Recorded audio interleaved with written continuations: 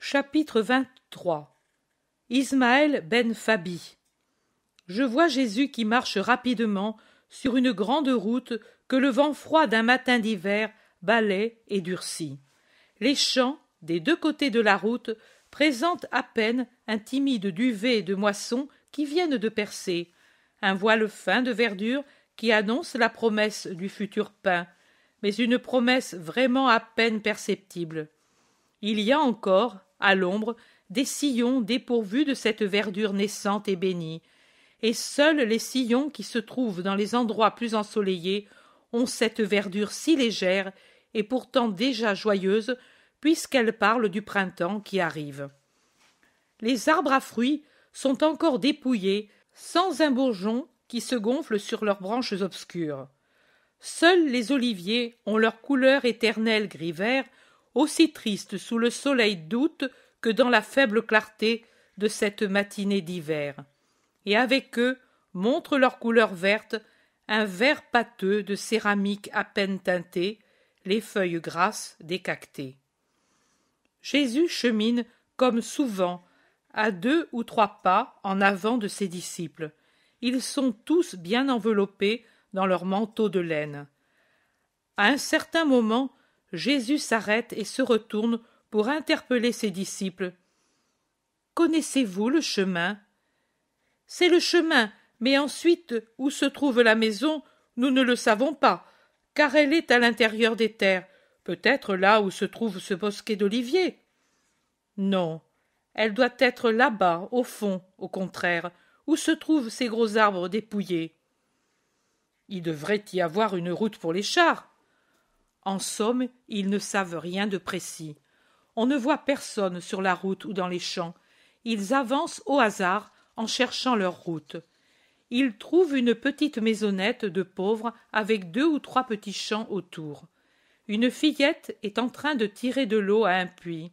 « Paix à toi, fillette, » dit Jésus, en s'arrêtant à la limite de la haie qui a un passage pour la circulation. « Paix à toi ! Que veux-tu ? » ?»« Un renseignement. Où se trouve la maison d'Ismaël le pharisien ? » ?»« Tu es égaré, Seigneur. Il te faut revenir au carrefour et prendre celle qui va vers le couchant du soleil. Mais il faut marcher beaucoup, beaucoup, car tu dois retourner là, au carrefour, et puis marcher, marcher. As-tu mangé ? Il fait froid, et avec l'estomac vide, on le sent davantage. Entre si tu veux. Nous sommes pauvres, mais toi aussi tu n'es pas riche. Tu peux t'en arranger, viens. » Et d'une voix perçante, elle appelle « Maman !» S'amène sur le seuil une femme d'environ 35-40 ans. Son visage est honnête, mais un peu triste.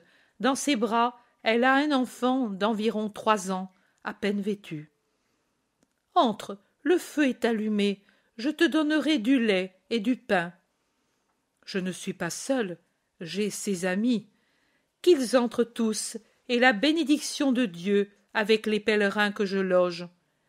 Ils entrent dans une cuisine basse et sombre qu'égaye un feu pétillant. Ils s'assoient çà et là sur des coffres bruts.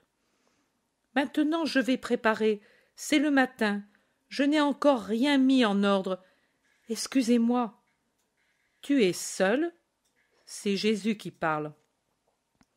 J'ai un mari et des enfants, 7.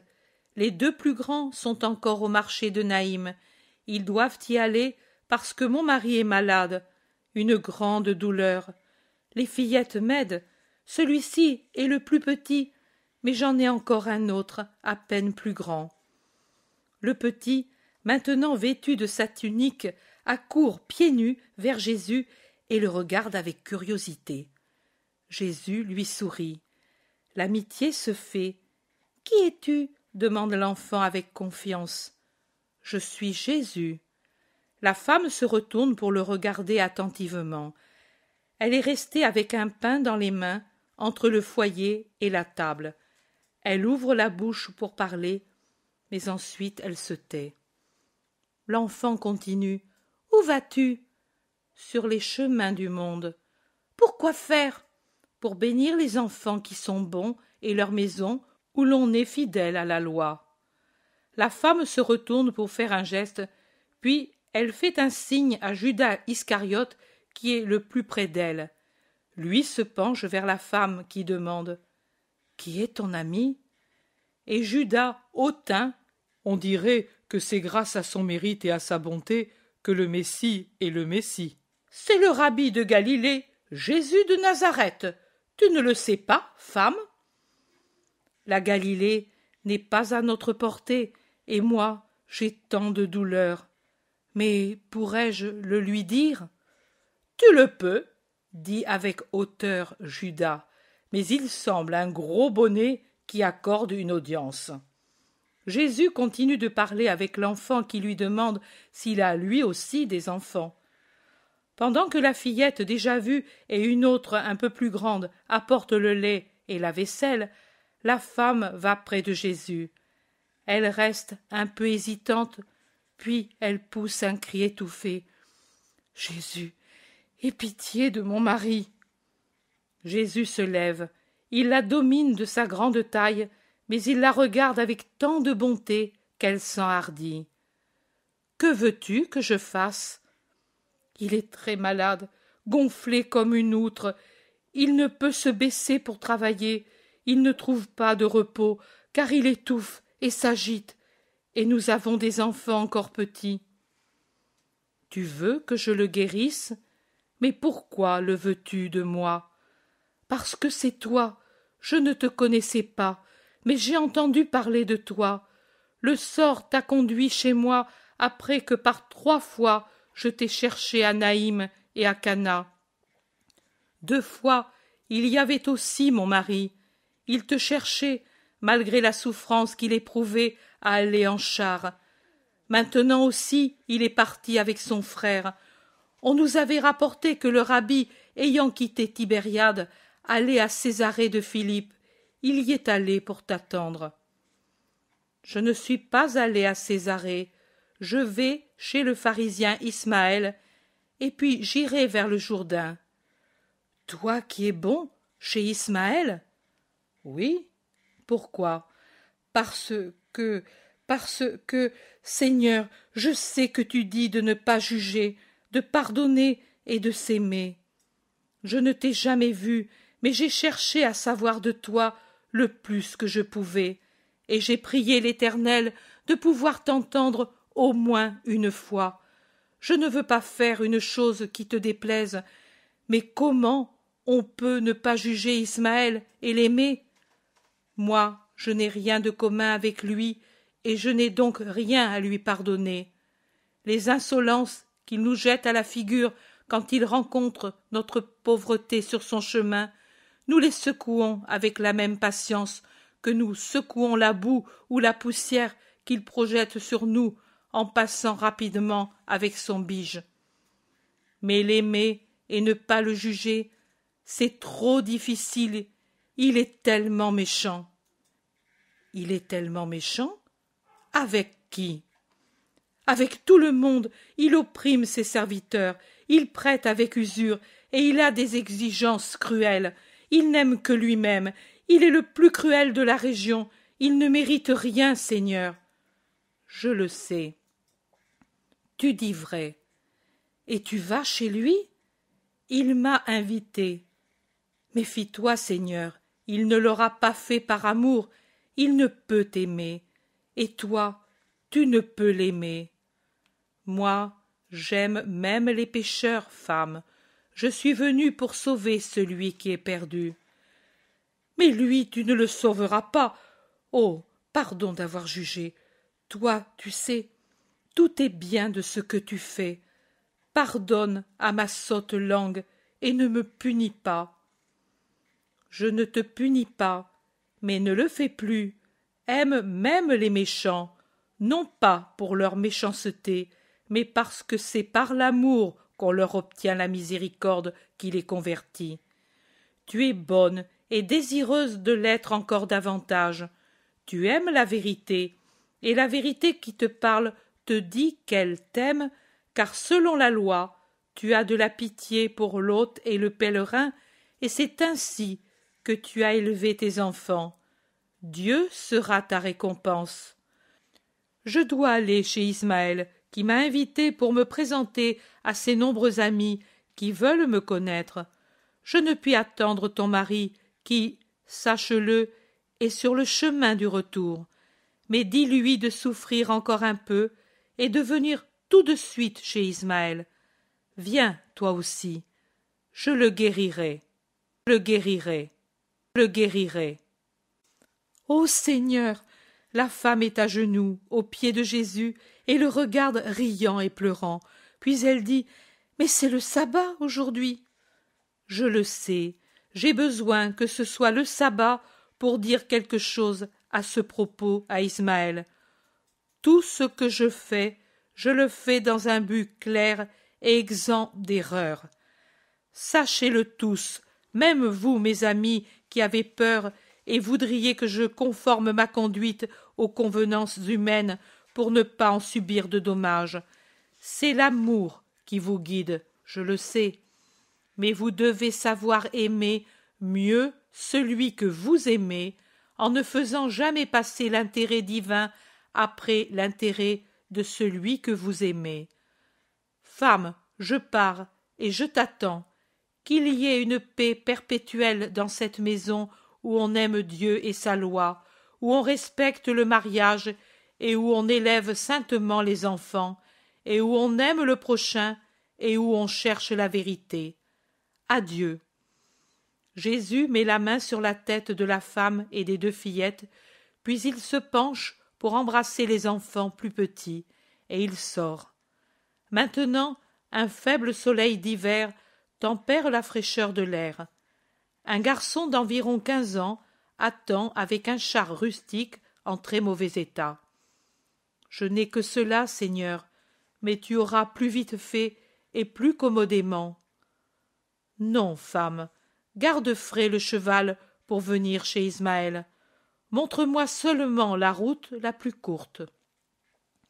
Le garçon se met à côté de lui, et à travers champs et prés, ils vont vers une ondulation de terrain, au-delà de laquelle il y a une vaste cuvette de quelques hectares bien cultivés, au milieu de laquelle se trouve une belle maison, large et basse, entourée d'un jardin bien cultivé. « Voici la maison, Seigneur, dit le garçon. Si tu n'as plus besoin de moi, je vais rentrer à la maison pour aider la mère. Va, et sois toujours un bon fils. Dieu est avec toi. » Jésus entre dans la somptueuse maison de campagne d'Ismaël. Des serviteurs en grand nombre accourent à la rencontre de l'hôte, certainement attendu. D'autres vont prévenir le maître qui sort à la rencontre de Jésus en lui faisant de profondes inclinations. « Sois le bienvenu, maître, dans ma maison. »« Paix à toi, Ismaël ben Fabi. Tu m'as désiré, je viens. Pourquoi m'as-tu invité ? » ?»« Pour avoir l'honneur de t'avoir et te présenter à mes amis. Je veux qu'ils soient aussi les tiens, comme je veux que tu sois pour moi un ami. » « Je suis ami de tout le monde, Ismaël. »« Je le sais, mais tu sais, il est bien d'avoir des amitiés en haut lieu. La mienne et celle de mes amis sont telles. Toi, pardonne-moi de te le dire, tu négliges trop ceux qui peuvent t'appuyer. »« Et tu es de ceux-ci ? Pourquoi ? » ?»« Je suis de ceux-ci. Pourquoi ? Parce que je t'admire et que je veux que tu sois pour moi un ami. » Ami, mais sais-tu, Ismaël, le sens que je donne à ce mot ? Pour beaucoup, un ami, cela veut dire une connaissance. Pour d'autres, un complice. Pour d'autres, un serviteur. Pour moi, cela veut dire fidèle à la parole du Père. Qui n'est pas cela ne peut être un ami pour moi, ni moi pour lui. Mais c'est justement parce que je veux être fidèle que je veux ton amitié, maître. Tu ne le crois pas ? Regarde, voici Éléazar qui arrive. Demande-lui comme je t'ai défendu auprès des anciens. Éléazar, je te salue. Viens, car le rabbi veut te demander une chose. Profonde salutation et réciproque coup d'œil investigateurs. Toi, Éléazar, dis ce que j'ai dit du maître la dernière fois que nous nous sommes réunis. Éléazar répond. Oh, un véritable éloge, une défense passionnée. Il m'est alors venu l'envie de t'entendre, tant Ismaël parlait de toi, maître, comme du prophète le plus grand venu au peuple d'Israël. Je me souviens qu'il disait que personne n'avait une parole plus profonde que la tienne, n'exerçait une fascination plus grande, et que si tu sauras mettre en œuvre l'épée comme tu sais parler, il n'y aura pas de roi plus grand que toi en Israël.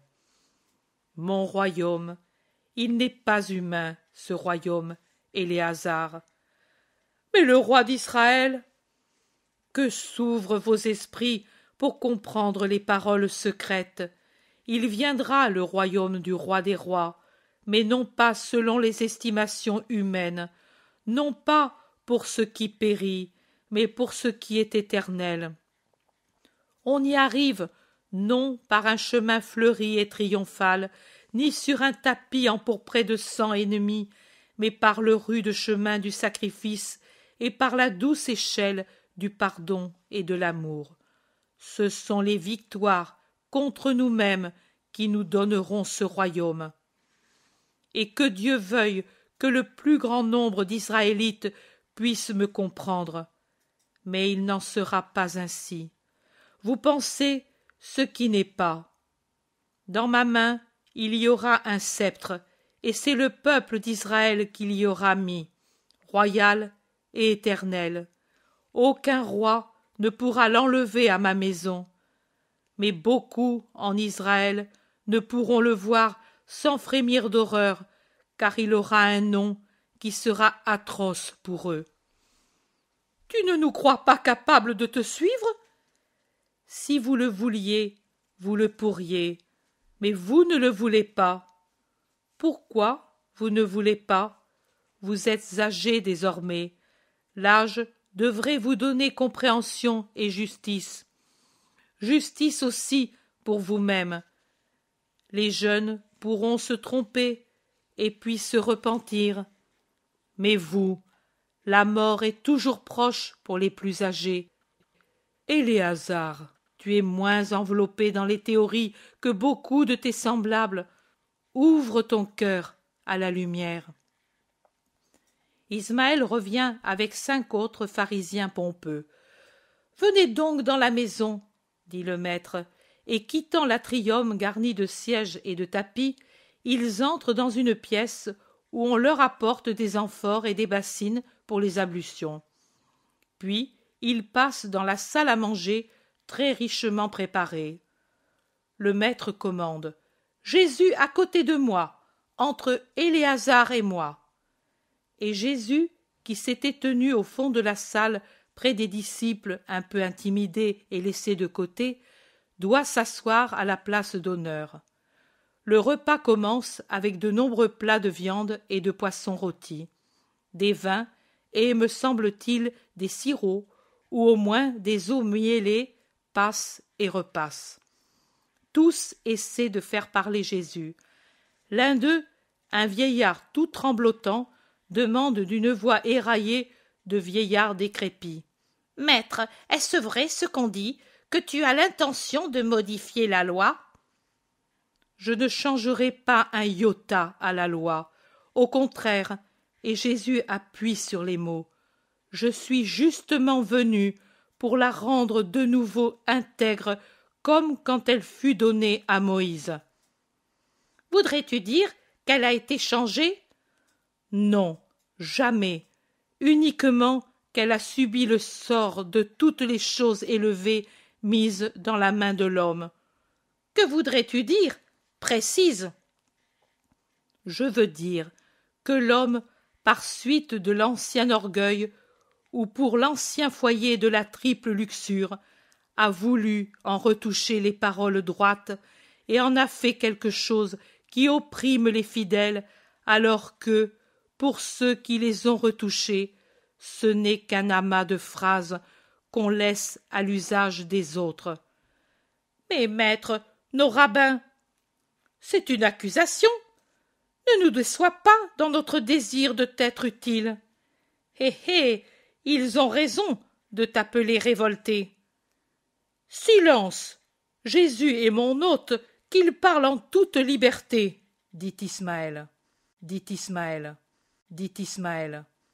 Jésus parle. Nos rabbins, pour commencer, se sont ingéniés et ont peiné dans l'intention sainte de rendre plus facile l'application de la loi. Dieu lui-même a commencé cet enseignement quand, aux paroles des 10 commandements, il a ajouté des explications plus détaillées. Cela pour que l'homme n'eût pas l'excuse de ne pas avoir su comprendre. Œuvre sainte, donc celle des maîtres qui ont brisé en morceaux, pour les petits de Dieu, le pain donné par Dieu à l'esprit.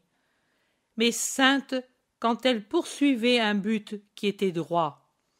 Il n'en fut pas toujours ainsi, et maintenant moins que jamais. Mais pourquoi voulez-vous me le faire dire, vous qui vous offensez, si je vous énumère les fautes des puissants? Des fautes, nous n'avons que des fautes, nous. Je voudrais que vous n'ayez que des mérites. Mais nous ne les avons pas, tu le penses, et ton regard le dit. Jésus, ce n'est pas en critiquant que l'on acquiert l'amitié des puissants. Tu ne régneras pas, tu n'en connais pas l'art. Je ne demande pas de régner suivant vos idées, et je ne m'en dis pas des amitiés. C'est l'amour que je veux, mais un amour honnête et sain, un amour qui va de moi à ceux que j'aime et qui se manifeste en usant à l'égard des pauvres de ce dont je prêche l'usage, la miséricorde. L'un dit: moi, depuis que je t'ai entendu, je ne prête plus à usure. Et Dieu t'en récompensera. Un autre dit: le Seigneur m'est témoin que je n'ai plus frappé mes serviteurs qui auraient mérité le fouet quand on m'a eu dit une de tes paraboles. Et moi, c'est plus de 10 boisseaux d'orge que j'ai laissés dans les champs pour les pauvres, dit encore un autre. Les pharisiens se louent copieusement. Ismaël n'a pas parlé. Jésus l'interpelle. Et toi, Ismaël? Oh, moi, j'ai toujours usé de miséricorde, je n'ai qu'à continuer comme j'ai toujours fait. C'est bien pour toi. S'il en est ainsi réellement, tu es l'homme qui ne connaît pas les remords. Oh, certainement pas. Jésus le transperce de son œil de saphir. Éléazar touche le bras de Jésus. Maître, écoute-moi. J'ai un cas spécial à te soumettre. J'ai acquis récemment une propriété d'un malheureux qui s'est ruiné pour une femme. Il me l'a vendue, mais sans me dire qu'il y avait une vieille servante, sa nourrice, maintenant aveugle et presque idiote. Le vendeur n'en veut pas. Moi, je n'en voudrais pas. Mais la jeter à la rue, que ferais-tu, maître? Toi, que ferais-tu si tu devais donner un conseil à un autre? Je dirais: garde-la, tu ne te ruineras pas pour un pain. Et pourquoi parlerais-tu ainsi?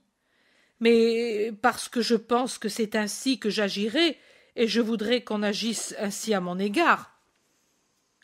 Tu es très près de la justice, Éléazar.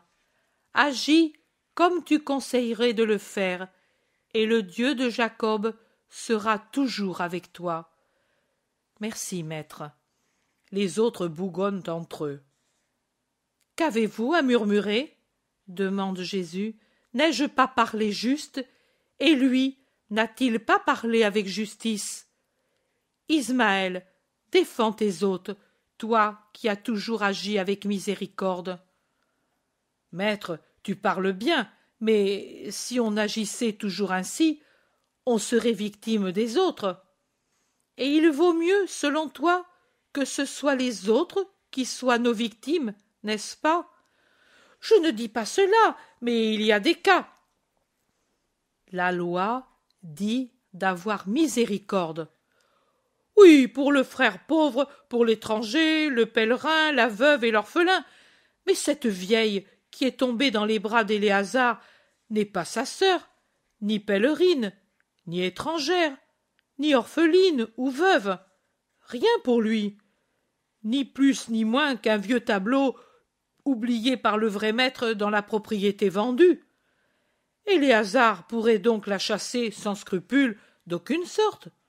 Enfin, la responsabilité de la mort de la vieille ne lui reviendrait pas, mais reviendrait à son vrai maître. Jésus interrompt. Qui ne peut plus la garder, puisqu'il est pauvre lui aussi, et par conséquent lui aussi est exempt d'obligation, de sorte que si la petite vieille meurt de faim, c'est elle qui est coupable, n'est-ce pas? C'est cela, maître, c'est le sort de ceux qui ne servent plus. Les malades, les vieux, les incapables sont condamnés à la misère, à la mendicité, et la mort est ce qu'il y a de meilleur pour eux. C'est ainsi depuis que le monde est monde, et il en sera toujours ainsi. Jésus, aie pitié de moi! Un cri de détresse entre par les fenêtres fermées, car la salle est fermée, et avec les lampes allumées, peut-être à cause du froid. Qui m'appelle? Quelque importun, je le ferai chasser, ou quelque mendiant, je lui ferai donner un pain.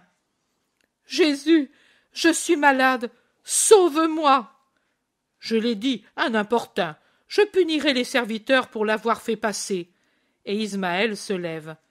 Mais Jésus, plus jeune d'au moins 20 ans et qui le dépasse du cou et de la tête, le fait se rasseoir en lui mettant la main sur l'épaule et en commandant. Reste, Ismaël, je veux voir celui qui me cherche. Faites-le entrer. Il entre un homme aux cheveux encore noirs. Il peut avoir environ 40 ans. Mais il est enflé comme un tonneau et jaune comme un citron, avec les lèvres violettes entr'ouvertes et la bouche haletante. Il est accompagné par la femme de la première partie de la vision.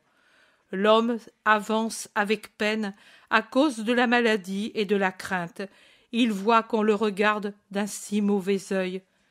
Mais Jésus a quitté sa place et il est allé vers le malheureux en le prenant par la main et en l'amenant au milieu de la salle, dans l'espace vide, entre les tables disposées en fer à cheval, exactement sous le lampadaire. Sous le lampadaire. Sous le lampadaire. Jésus demande. Que veux-tu de moi? Maître, je t'ai tant cherché, depuis si longtemps, je ne veux rien que la santé, pour mes enfants et ma femme. Toi, tu peux tout. Vois à quoi je suis réduit. Et tu crois que je puis te guérir? Si je le crois, tout pas m'est douloureux, toute secousse pénible, mais pourtant j'ai fait des 1000 pour te chercher, et puis, avec le char, je t'ai suivi aussi, mais je ne te rattrapai jamais. Si je le crois, je suis étonné de n'être pas encore guéri, depuis que ma main est dans la tienne, car tout en toi est saint, ô saint de Dieu. Le pauvre souffle comme un phoque par l'effort qu'il fait pour t'en parler. La femme regarde son mari et Jésus, et elle pleure. Jésus les regarde et il sourit. Puis il se tourne et il demande. Toi, vieux scribe, il parle au vieux à la voix chevrotante qui a parlé le premier. Réponds-moi, est-il permis de guérir pendant le sabbat? Pendant le sabbat, il n'est permis de faire aucun travail. Même pas de sauver quelqu'un du désespoir? Ce n'est pas un travail manuel. Le sabbat est consacré au Seigneur. Quelle œuvre plus digne d'un jour sacré que de faire qu'un fils de Dieu dise à son Père « Je t'aime et te loue parce que tu m'as guéri ». Il doit le faire, même s'il est malheureux. Chanania, sais-tu qu'en ce moment, ton bois le plus beau est en train de brûler et que toute la pente de l'Hermont rougit de l'éclat des flammes? Le vieil homme bondit comme si un aspic l'avait mordu. Maître, Tu dis la vérité, ou bien est-ce une plaisanterie? Je dis la vérité. Je vois et je sais. Ô malheureux que je suis! Mon bois le plus beau, des milliers de cycles en cendres! Malédiction! Maudits soient les chiens qui m'y ont mis le feu! Que leurs viscères brûlent comme mon bois! Le petit vieux est désespéré. Ce n'est qu'un bois, Chanania, et tu te plains. Pourquoi ne donnes-tu pas louange au Seigneur dans ce malheur? Lui ne perd pas du bois qui renaît, mais la vie et le pain de ses enfants, et il devrait donner la louange que toi tu ne donnes pas? Donc, scribe, il ne m'est pas permis de le guérir le jour du sabbat? Maudit sois-tu, lui et le sabbat, j'ai bien autre chose à penser, moi. Et bousculant Jésus, qui lui avait mis une main sur le bras, il sort furieux, et l'on l'entend brailler de sa voix chevrotante pour avoir son char.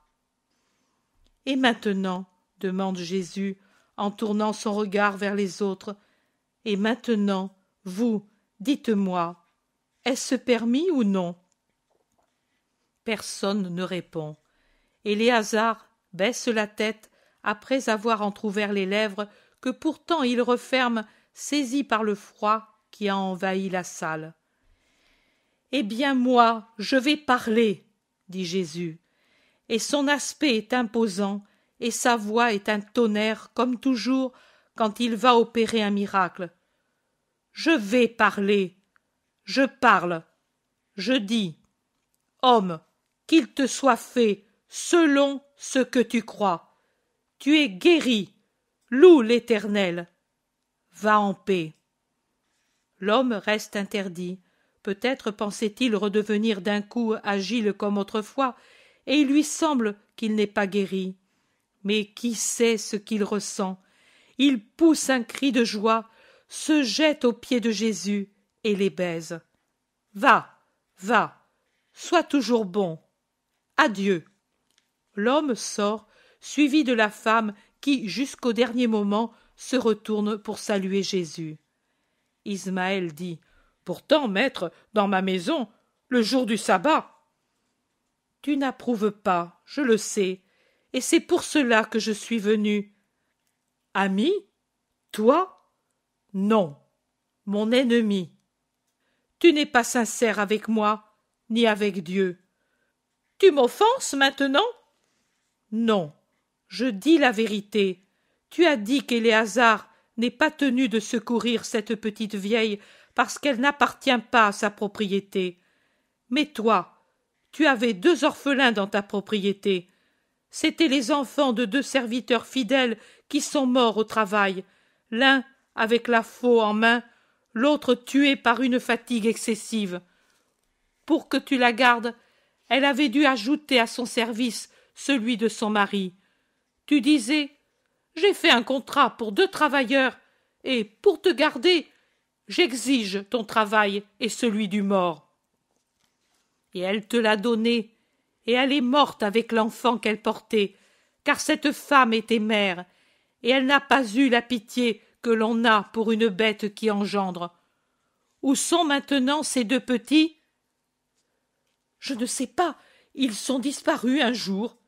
Ne mens pas maintenant, il suffit d'avoir été cruel, il ne faut pas ajouter le mensonge pour rendre tes sabbats odieux à Dieu, même s'ils sont exempts d'œuvres serviles. Où sont ces petits? Je ne sais pas, je ne sais plus, crois-le. Moi, je le sais. Je les ai trouvés un soir de novembre, froid, pluvieux, sombre. Je les ai trouvés affamés et tremblants près d'une maison, comme 2 petits chiens à la recherche d'une bouchée de pain. Maudits et chassés par un homme qui avait des entrailles de chien, un homme pire qu'un chien, car un chien aurait eu pitié de ces 2 orphelins. Et toi, et cet homme, vous n'avez pas eu pitié. Leurs parents ne te servaient plus, n'est-ce pas? Ils étaient morts. Les morts ne peuvent que pleurer dans leur tombeau en entendant les sanglots de leurs enfants malheureux dont les autres ne s'occupent pas. Cependant, les morts portent à Dieu, par leur esprit, leurs pleurs et ceux de leurs enfants orphelins, et ils disent: Seigneur, exerce, toi, nos vengeances, puisque le monde opprime quand il ne peut plus exploiter. Les deux petits n'étaient pas encore en âge de te servir, n'est-ce pas? Oui et non, car la petite pouvait servir pour glaner, et tu les as chassés, en leur refusant même le peu de bien qui appartenait au père et à la mère. Ils pouvaient mourir de faim et de froid, comme deux chiens sur un chemin. Ils pouvaient vivre en devenant l'un voleur, l'autre une prostituée, car la faim porte au péché. Mais que t'importait? Il y a un moment, tu as cité la loi à l'appui de tes théories. Et la loi ne dit-elle pas alors: ne faites pas de tort à la veuve et à l'orphelin? Si vous leur faites du tort, leurs voix s'élèveront vers moi, j'entendrai leurs cris, et ma fureur s'enflammera, et je vous exterminerai par l'épée, et vos femmes resteront veuves, et vos enfants orphelins? N'est-ce pas ce que dit la loi?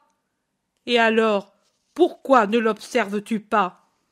Tu m'as défendu auprès des autres, et alors, pourquoi ne prends-tu pas en toi-même la défense de ma doctrine? Tu veux être pour moi un ami? Et alors, pourquoi fais-tu le contraire de ce que je dis, de ce que je dis, de ce que je dis? L'un de vous est en train de courir à perdre haleine, s'arrachant les cheveux à cause de la ruine de son bois, et il ne se les arrache pas pour les ruines de son cœur. Et toi, qu'attends-tu pour le faire? Pourquoi voulez-vous vous croire parfait, vous auquel le sort a donné une haute situation?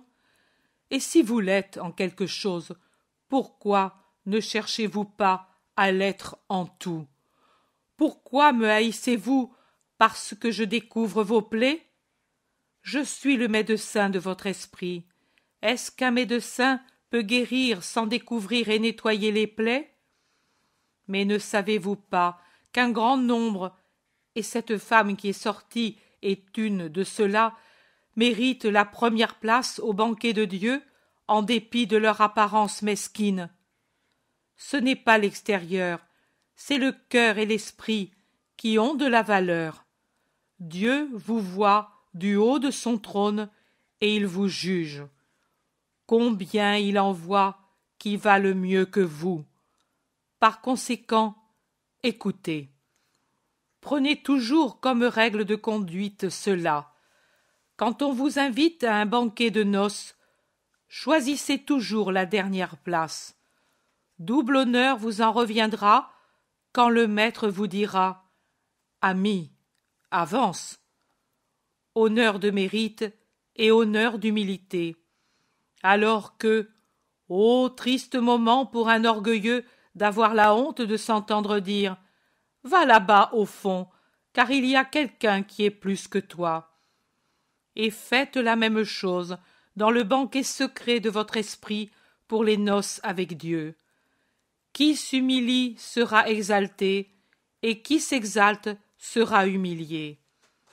Ismaël ne me hait pas parce que moi je te soigne. Moi, je ne te hais pas. Je suis venu pour te guérir. Tu es plus malade que cet homme. Tu m'as invité pour te donner du lustre à toi-même et satisfaire tes amis. Souvent, tu invites, mais par orgueil et pour ton plaisir.